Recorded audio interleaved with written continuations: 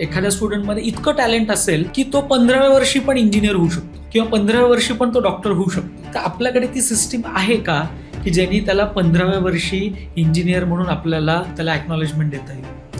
त्याला किती तो हुशार असला तरी त्याला 4 वर्षाचं इंजिनिअरिंग झालं, त्याच्यानंतर त्याला मास्टर्स करायचं तर 2 वर्षाचे ते मास्टर्स, डॉक्टर्सला 6 वर्ष त्याच्यामध्ये ते घालवायच लागणार, बरोबर की नाही? तिची फर्स्ट स्टँडर्ड पासून 10th स्टँडर्ड, मग 10+2, मग हा जो वेळ चाललाय, मग मुलगा किती हुशार असला तरी तेवढा वेळ त्याला घालवावंच लागणार. आपली जर एज्युकेशन सिस्टीम अशी असती की जेवढं फास्ट तुम्ही शिकू शकताय तेवढं फास्ट आम्ही तुम्हाला शिकवतो. ठीक आहे ना, 25व्या वर्षी एखादा इंजिनियर होईल, एखादा 15व्या वर्षी होईल. त्याचं जर करिअर लवकर स्टार्ट झालं, त्याला त्याचं करिअर किती काळ उपभोगता येणार आहे? जर तो 15व्या वर्षी 17व्या वर्षी तो त्याचं इंजिनिअरिंग किंवा अजून कुठलं तत्सम कुठलंही CA असेल, व्हॉट एव्हर, तो जर त्या एजमध्ये ते कम्प्लीट करतोय, त्याचा एक्सपिरियन्स किती क्रिएट होईल आणि तो कोणाला बेनिफिट देणार आहे? तो डेफिनेटली आपल्या देशासाठीच बेनिफिशियल असणार.